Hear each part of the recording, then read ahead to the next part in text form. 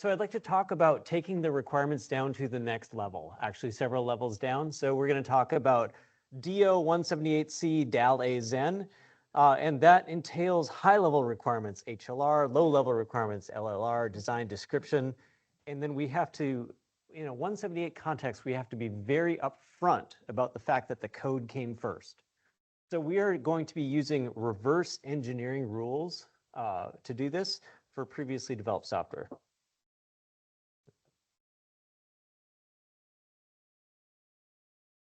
All right, so here's the agenda.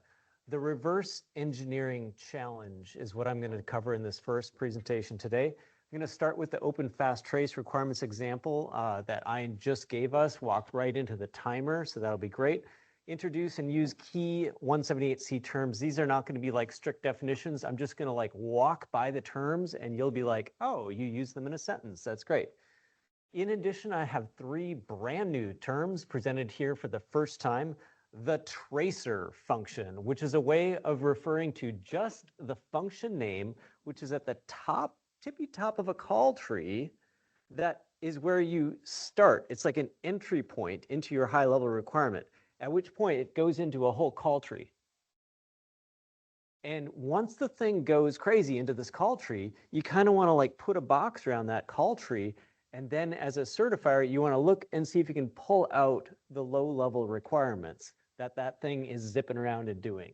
Okay, so the big idea here is we want to be able to look at the Xen code base with new goggles on and be able to see the low level requirements. Evergreen is the approach of figuring out how to keep the low level requirements and the high level requirements resilient against this onslaught of new code changes that are coming in from the open source community. We'll see a prior attempt at certifying Xen failed because they didn't take an evergreen approach.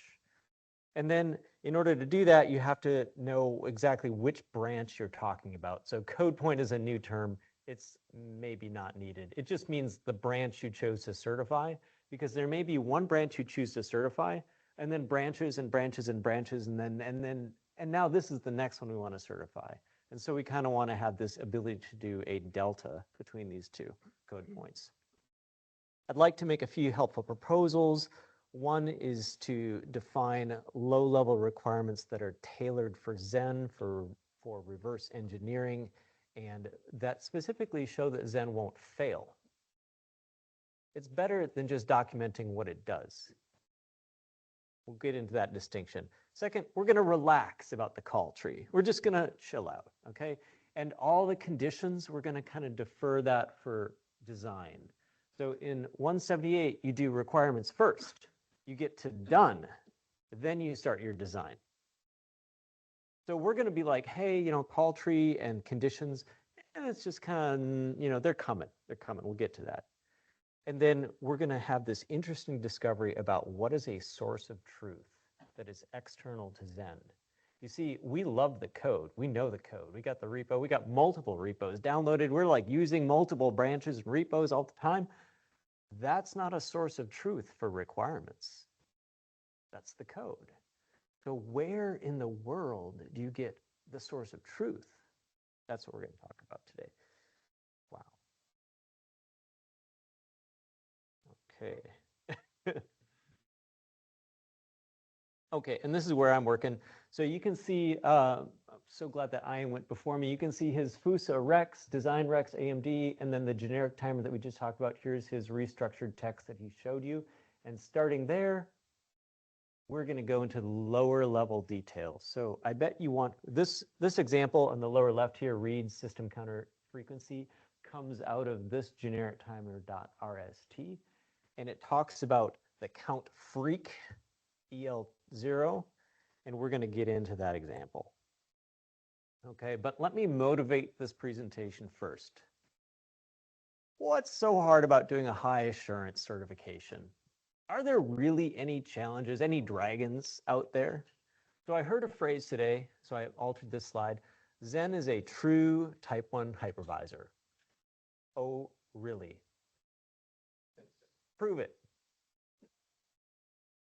Is anyone aware that Xenon, a fork of Xen, is a project that existed that did prove it. Who here knows about Xeon? There's somebody who knows about Xeon. Anybody else ever heard of Xenon? Yep. Ah, okay. All right. So what they did was they did a formal verification project with the Naval Research Labs Center for High Assurance Computing System. I actually flew out to DC, met them, worked with their team, and asked them to build me my own model, my own formal model of a separation kernel. And what you do when you do this stuff is you start by proving that Xen works, which of course leads to other questions. What do we mean by Xen works? So step one is define it. So here's the guys who did it, and there's their work, and you can download it at this URL. And one of the cool things they did was they're like, well, we have this formal policy model, and we need to figure out what all these things were. So a guest OS and a domain map to the exact same symbol in their formal model. Okay, it starts to see you, it helps to show you what they're doing. All these things are hypervisor ops, and then these are considered signals. Interesting that a trap and a hypervisor interrupt, they're different.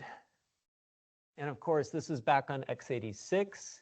So you have to do a little bit of, like, hopefully your brain is going when you look at this stuff, okay? Define it. These are pretty low-level definitions. Then model it working. By the way, how does it work?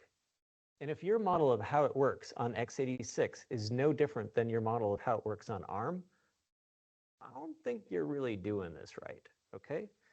Then once you have the model and you have the model, in the model you emulate or you simulate and you're like, ooh, look at that, it's working in perpetuity, that's great. Then we want to define a set of low-level requirements that kind of peg that down. That's exactly how it works. That's boom, you have to do that. These are small verifiable assertions that you're like, okay, and then you hoist those up into your model and you see if the model, given those low-level requirements, still works in perpetuity. Because remember, we are software guys. We are not hardware. Hardware wears out and the physical thing fails at some point, or it gets hit with a hammer and it fails, right? Software never wears out. So the only thing that goes wrong with software are the design bugs, the systematic failures that you coded into that. That is what we're actually trying to remove from Xen. And that is what led this project to get canceled. Why did this project fail when they had actually, no kidding, proven that Xen would work in perpetuity? Step one, they forked. Major fork, big fork, okay? They wanted to do major, they wanted to get rid of all go-tos in Xen, and they did. Not the same. We are not the same, okay? And then they wanted to reduce code complexity, massive reductions in code complexity. Why? Help them with their job. Then after they did the big fork, and they reduced it from 181 kloc down to 128 kloc, then they found that the open source code base churned, and they were not prepared. They had a big fork, and then all of a sudden the open source was really moving. And then they noticed that the hardware changed, the cores changed, the core architecture changed, and then they were like, oh crap. So in a nutshell, what they did was they looked at the open source code and they're like, we can do better. And they did. I mean, in a certain sense, like they got rid of all the go-tos, they did all this. They were good stuff, but their requirements were extremely alien. And I challenge anyone in the room to read this, the DTIC URL, the PDF at the top of this thing, and see if you don't think that their requirements are really alien. No one from that planet is in this room, okay?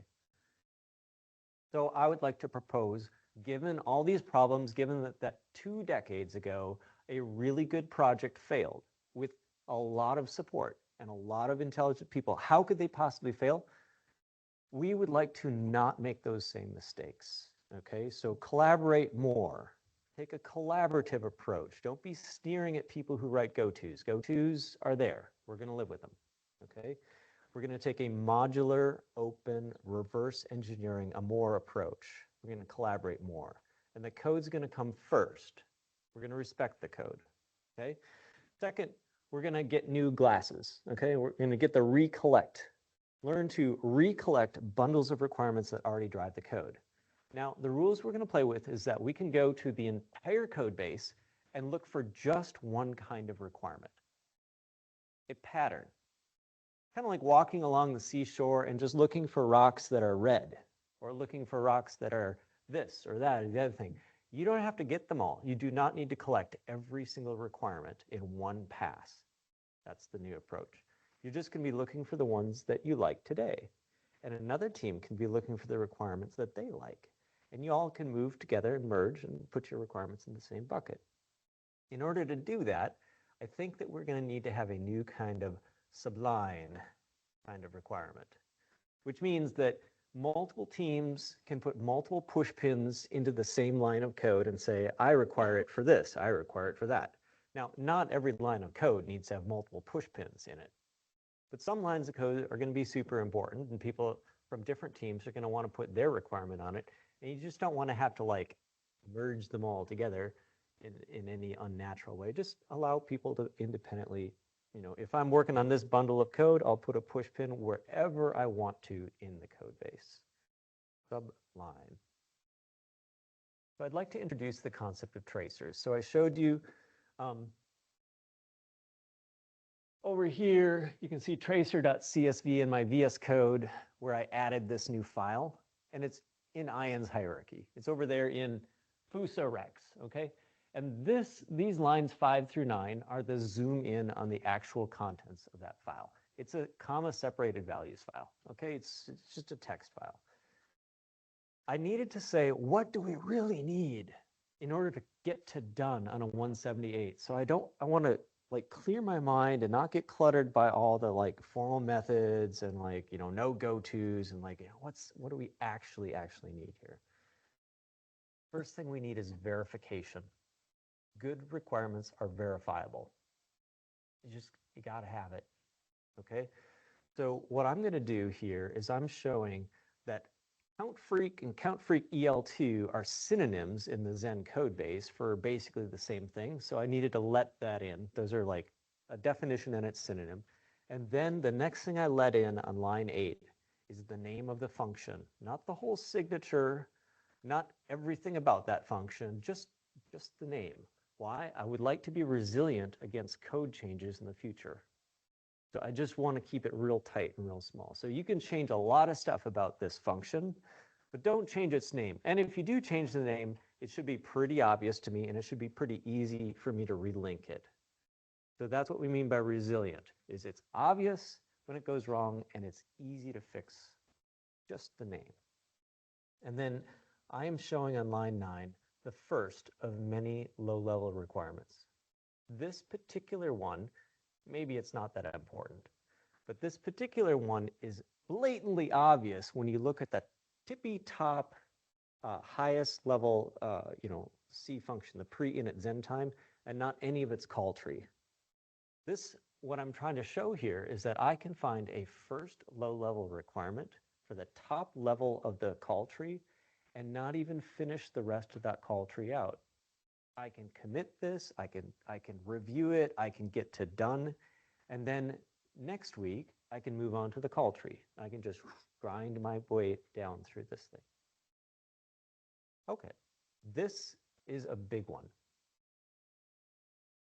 We want to show that there already are requirements in Xen. You know the requirements for Xen. They come out of the technical reference manual. There's your requirements. Somebody else wrote them for you, so relax. You don't need to write these requirements. Just point to them. It says, now you have to learn how to decode it. Like you have to put on the right goggles to get it. But it says it must be programmed with this value as part of system initialization. Wait a second. That's us. We're doing that. And it turns out that as I read through the code base on this, we don't actually do this. Like I think, and I'm like, I wanted to hit you up, but I'm like the firmware is doing it. I don't know. I don't even know who did this, but it may be very deep in the device tree stuff that it's actually setting this. And it may be that it was already set there just fine, and so we didn't even touch it. I'm very curious to find out if we actually do this or if someone else does. But the point is that there is this origin outside of the Xen repo, which in this case, I'm showing you in the ARM, where they wrote the requirement. And we're referring to that, and we're just going to trace to that thing. And furthermore, in this particular way of doing business, this tracer-based approach, is that we're just going to name the register, because ARM has already organized all their documents according to the register. You select the right core, and then you name the right register. And so it's the name that is the unique identifier for this requirement. You just say count freak, and then you trace up, and there it is. That is the kind of Xen and the art of motorcycle maintenance that we're going to try to do here.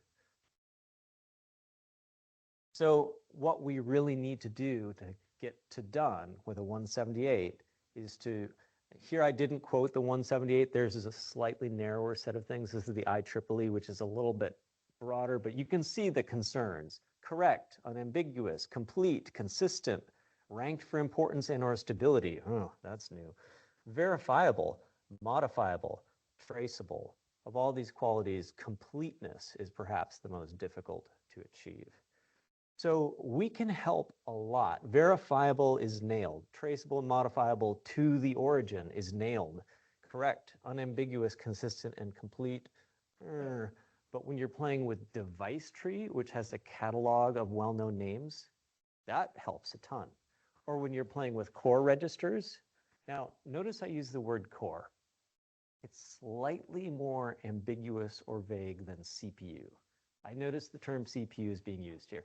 What does CPU really mean? Central processing unit? Okay, anyway, or you could call it a processing element. Okay, point is that I use the term core to mean that anything which is an IP core, for which there is a published technical reference manual. So you could have a PCI Express node, which we treat as a core, and it has registers. Or you could have a performance monitoring unit, which is a core within a core, right? Or you could have a DMA engine. Like these are all cores in the language that I'm trying to use. So if it's got registers and it's got a technical reference manual, then we can treat it like a core. And we can call it a source of truth for our requirements. And we're going to do, this is how to get the goggles, okay? We, Xen, are going to do what the requirements are from that technical reference manual. Okay? It's going to tell us how to set up the SMMU. It's going to tell us how to use the DMA. Quick question. Why do you introduce a new term? We already have vCPU and we have pCPU, physical CPU and virtual. This is known in our environment. Yeah. We need another. That's to confuse more people. I mean, it may be confusing, and if it is, I apologize. I think that we need a way to refer to a DMA engine, and I don't think that you listed anything that relates. A PC. I mean, how is that? Yeah, it's a physical CPU as opposed to a, you know, it could be overloaded with a vCPU of some sort, you know, like virtual.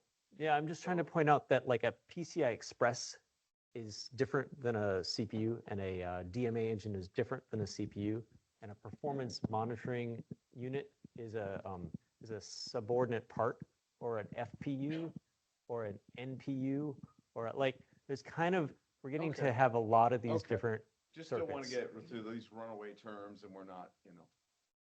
Yeah. Okay. So I have two insights I'd like to share. One is, and I've kind of alluded it already, these registers are super helpful.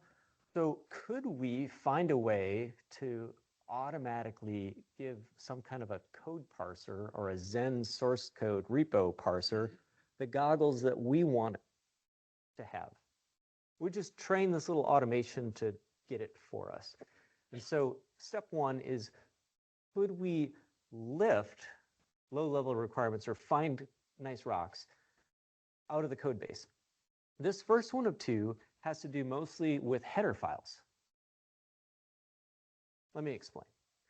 So we know that ARM core register bit fields have published semantics that drive requirements into the Xen software, often on a per bit field level. So I'm showing, I worked a little bit on the memory protection unit for the ARM32.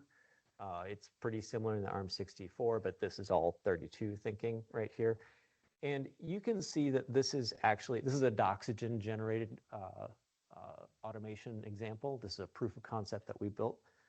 And the point is that once I figure out what the bit fields are, I can assign requirements to those. Like, for example, in the upper right, you can see the MPU32 limit API for the HPR-LAR. HPR-LAR is a register name in the ARM, has an EN, which stands for enabled. And if you were to turn that bit to off, what do you think the safety implications of turning that off might be? You see, this particular core, this PMU, would stop enforcing that. So you would not get hardware enforcement of your safety property anymore.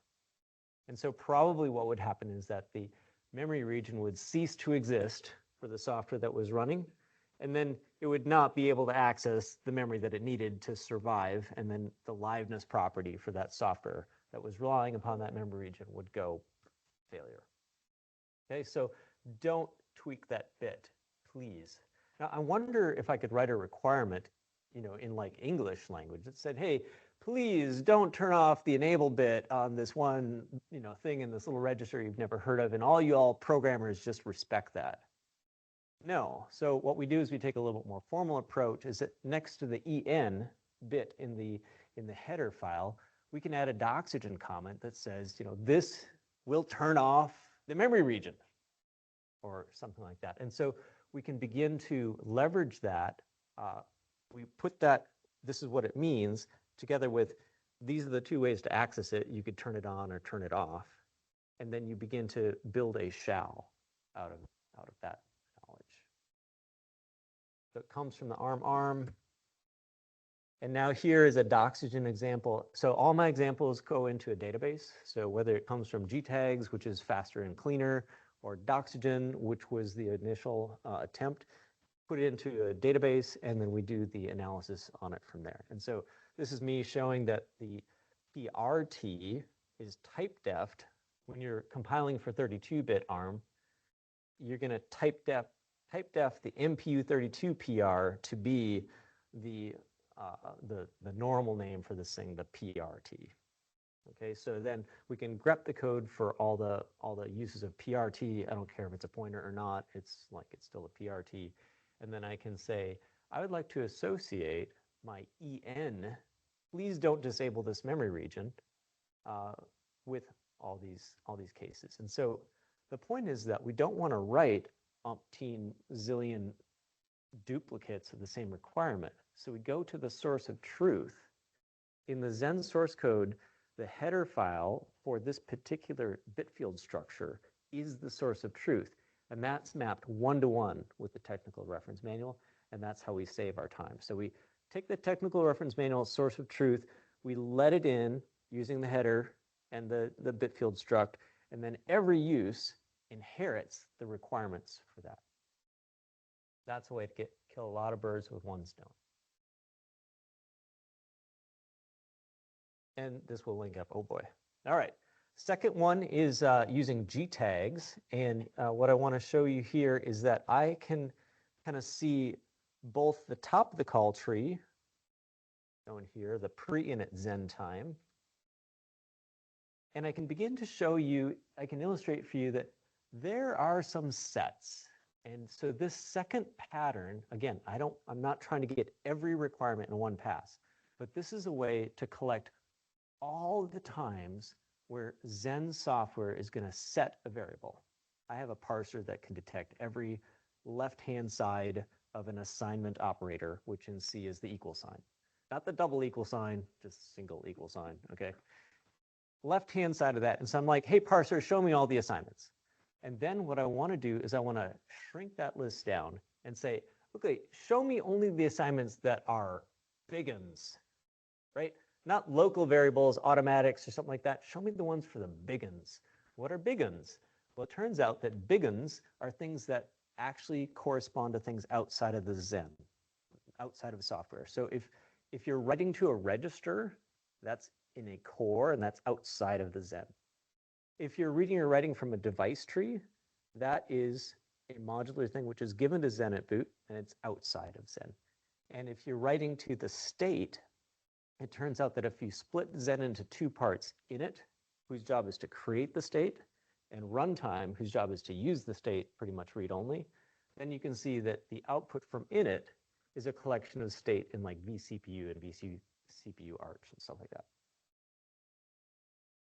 So then this tool will allow me to provide, and this is new and a little bit experimental, but there's this notion of a location where you could put a push pin, where you could put a low-level requirement.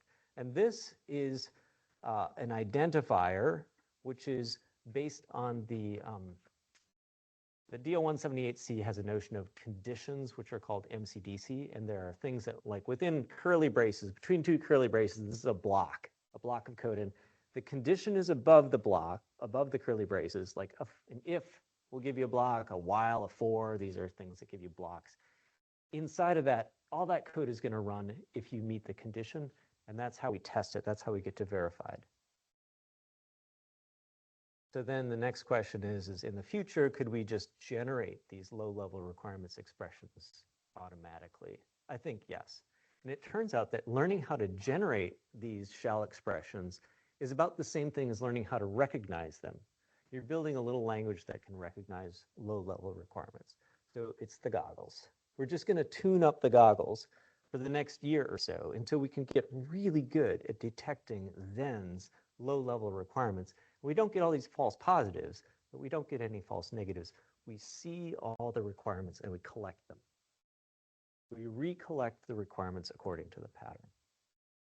So I did want to mention the FAA. This is a note from TC 1527, which is how to do low-level requirements. And what I'm saying is that we already had requirements. You've already been reading the requirements. You've already been implementing the requirements. You just use the TRM, Technical Reference Manual. That's where your requirements came from. So we just want to learn how to see that and get credit for that. Those are encoded in header files and data types, especially bit fields. Second, the call tree. We're going to defer the call tree for later. But we do, what we wanted to do, sorry, before I move on, before the root of the call tree, the entry point of the call tree, we're calling that the tracer function. What we want to do is we want to be able to spend a lot more time on the tracer function and a lot less time on the rest of the functions in the call tree. We want to be able to pass over all those other functions in the call tree very quickly and just look for the low-level requirements that are in it. So high level, we have to spend work on. Low level, the call tree, we just sort of like bundle those together. As little work as possible. Two types of functions. What we're really looking for is when we have Xen state changes. All right. So the challenges takes subject matter experts. Why is hard? This does address the kinds of concerns that are raised here in this problem statement, and specifically, our big goal is to use these tracers to trace down into the source code, get a real good grip on them, and also to trace up to all these things that are putting push pins, the system architecture requirements, and especially the safety requirements. I would love to spend more time on this, but thank you all for the time today.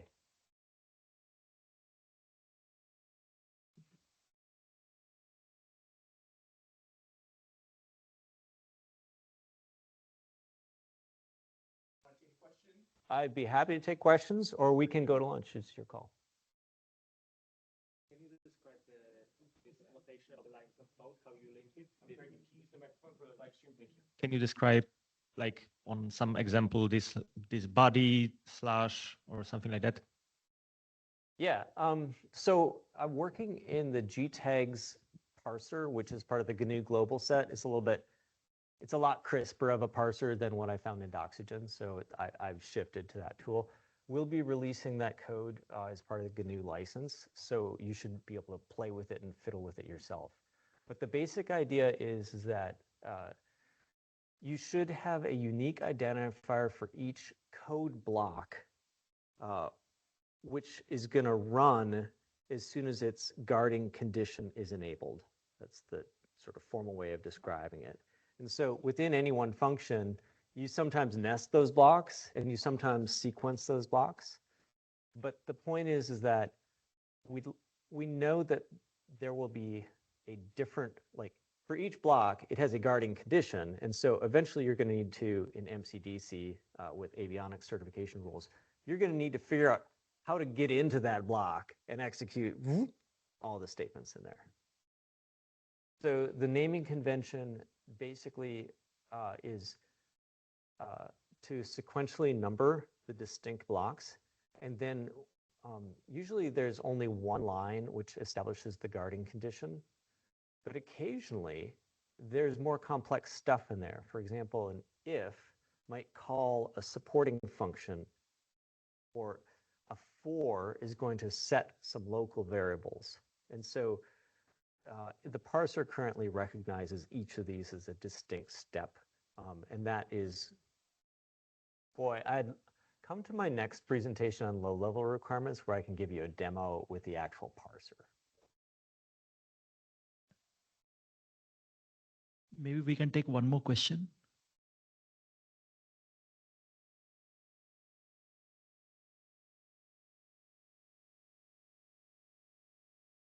You seem to be focusing on the writing to register, but sometimes reading register have side effects too, like read to clear or stuff like that. Also, sometimes register are written by DMA, which are not represented in the code because it doesn't run on the CPU. So, and also it can come from assembly rather than C. So I don't know if that's handled. Yeah, good question. So what I was showing to you was sort of a plan and an infrastructure to do two first examples. Right? The one example was MPU code in the headers, because headers are very static and constant, and they're real easy to parse. They're real easy to associate like requirements per bit field. So those are easy. You can do them with Doxygen. The stuff that's actually in the code is harder, and the more complex your function body is, the smarter your parser needs to be. And then when you dip into assembly, yeah, absolutely, that's harder. Ian and I were talking about this. I was complaining to him. I'm like, dude, can't you like at least give me a C stack? Like, I can wait to verify this. Just I'll wait until I have a C stack. And sometimes you can and sometimes you can't. But I do think that it gets down to how exactly do you want to verify it? Because do you really need to run that verification code before there's a C stack? We need to talk about this as SMEs and figure out what we really want to do. Great question. And yeah, there's a lot of patterns. Read versus write, and then read with side effects. Yes, different patterns. All right. Well, thank you, everyone.